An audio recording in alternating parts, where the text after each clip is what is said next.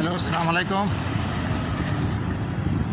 বাংলাদেশের কুয়েত প্রবাসী যারা আছেন তাদের দৃষ্টি আকর্ষণ করে বলছি, বাংলাদেশের পূর্ব অঞ্চল কুমিল্লা, নোয়াখালী, ফেনী বন্যা কবলিত মানুষের পাশে দাঁড়ানোর জন্য বিশেষভাবে দৃষ্টি আকর্ষণ করছি। তারা আমাদেরই ভাই, আমাদেরই দেশের সম্পদ, আমাদেরই দেশের একটি অঙ্গ। এই দূর সময় যে যেখান থেকে পারেন, যে যেভাবে পারছেন, তাদের পাশে দাঁড়ানো আমাদের একান্ত কর্তব্য। আপনার সামান্য সাহায্যটুকুতে তাদের অনেক উপকৃত হবে।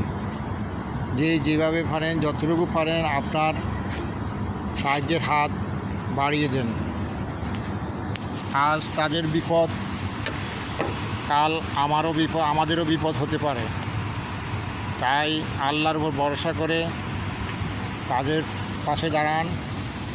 তারা এখন বর্তমানে খুব ক্ষতিগ্রস্ত। তাদের পাশে দাঁড়ানো আমাদের এই সময়ের জন্য খুব প্রয়োজন। আল্লাহ সবাইকে মঙ্গল করুক, সবার বিপদ থেকে রক্ষা করুক। আল্লাহ হাফেজ।